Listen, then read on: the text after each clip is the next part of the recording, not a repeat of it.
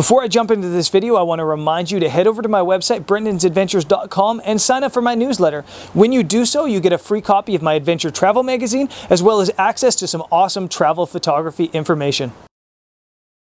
What's up? I'm travel photographer Brendan Vanson of brendansadventures.com, and today I'm going to be talking about macro extension tubes and helping you decide whether it's something you want to pack around in your travel photography gear. Let's get into it. So truth be told, I'm going a little bit stir crazy here in Western Canada right now.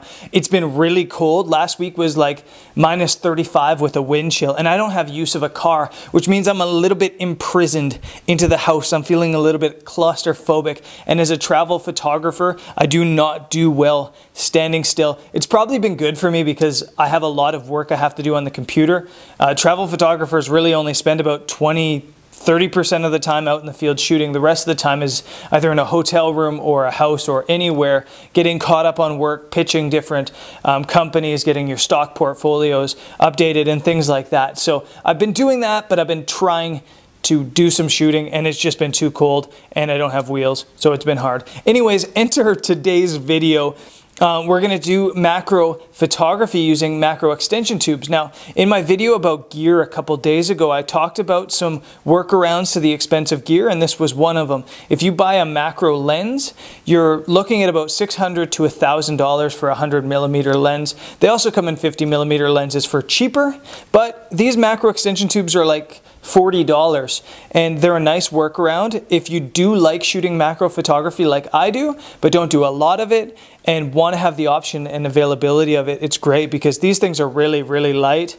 They're, you don't have to worry about damaging them. So if you can toss them in your bag, they don't cause you too many problems. And like I said, they're cheap. Now, what I've done here is I've got my 6DD and 70-200 set up, and they're right at the minimum focusing distance of this lens, which is 1.4 meters away.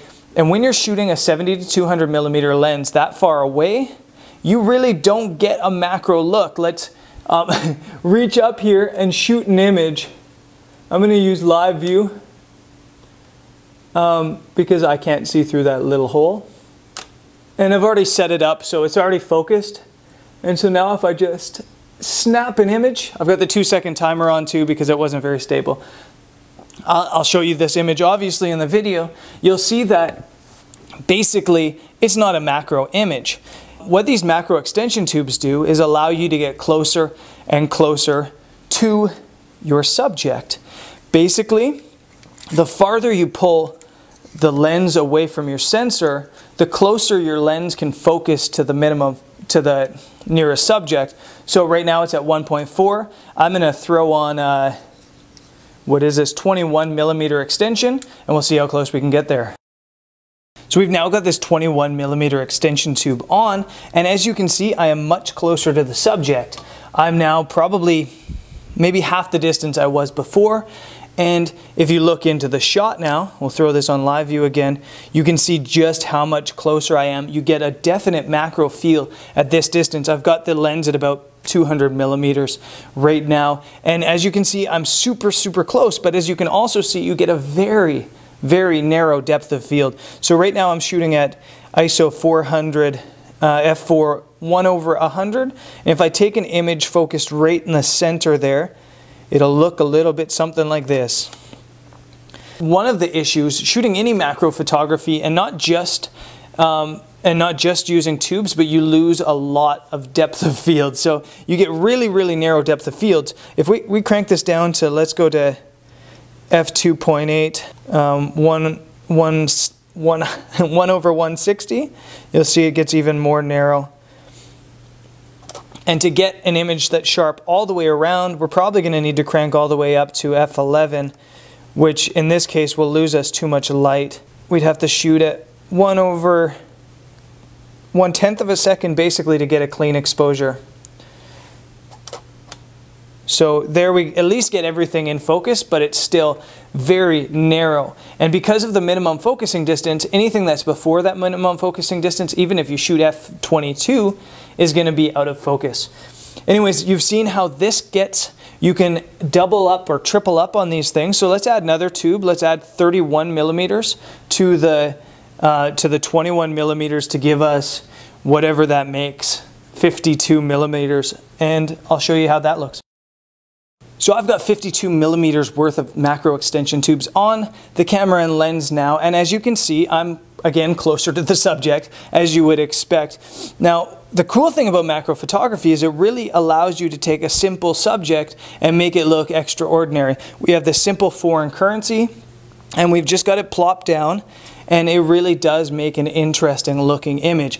Obviously, you don't have to use currency, you could use anything. There's a lot of really cool macro photography using Lego men, making them look human and in full size. There's also lots of cool stuff with, you know, floral and flower and botanical, obviously that sort of stuff. Wildlife like insects, little insects, also works really well. So it doesn't have to be currency. But beyond that, let's get into this image. So I've got the camera set up again, and as you can see, it's really, really close to the subject. I've got the zoom ring all the way back at 200 millimeters. And I'm going to put the head of this, I guess it's a Mongolian, I think it's Mongolian currency, at the 2/3 marks of the image. And as you can see, the depth of field is extremely narrow when you get this close to an image with a long lens like this. Basically, you can see that the Mongolian dude is in focus, but the coins are not in focus. And it is just a very, very, very narrow depth of field at the image. And like I said, I think that's probably as close as you'd want to get for a cool image like that. You can mess around and shoot different stuff. Let's just take an image here so I can post this up onto the website and let you pixel peep a little bit. So right now I'm going f4 1/60th of a second, ISO 400, and I got the 2-second timer so I don't bump anything. And you can see that's very close to the subject. So the cool thing about shooting macro photography on zoom lenses like this is you can actually manipulate how close you get to the subject based on how wide you go. And the wider you go, the closer you can get to your subject. So we were at 200 millimeters on the last one. Let's crank it down to 70 millimeters, and I'll show you just how far we can get down to this image. So if you thought we were close before, check this out. We are right on top of the coins and currency right now. We basically got like, I'm guessing that's 2 centimeters of space. And looking in at the image, you can see just how narrow we are. I'll throw it on video here so you can see. So basically you've got Namibia in focus, and the depth of field is so shallow that you get Namibia in focus, and then the A is already starting to fade in the focus. It's really, really narrow there. So let's take a couple images and I'll show you how you can manipulate the depth of field a little bit using aperture, but how limited you are once you get this close to the image. I'm going to switch over to aperture priority mode here, and just because it's a little bit easier for me. And I'll start at f2.8. The ISO's at 800 right now. And 2-second timer's on. And we'll fire that away. And you'll be able to see that not even all of the word Namibia is in focus. It is that narrow of a depth of field. Let's bump all the way to 4. And it's not going to be much of a difference. I'm going to guess, yeah, as you can see, you get all of Namibia in focus now and a little bit more. If we move to 5.6, now we have a lot more. You're starting to get some of the text in focus in the bottom. We'll move all the way to f9, which is a bit of a jump. And now you're starting to get a little bit more clarity on the text and stuff like that, but it's still out of focus. Now, you're also losing a lot of light, obviously, by bumping down. Since I've got the tripod on and a still object, it's okay, but if you've got moving animals, like moving insects or ants or something like that, you're really going to have to crank the ISO if you want a larger depth of field like f9. Let's move all the way to f16, which is 1/6 of a second. And you'll be able to see that now still not everything in the background is all the way in focus. You've got a larger depth of field. You've got a little bit more clarity throughout the image so you can actually see what's going on. It's not all buttery in the background, but it's still very, very narrow.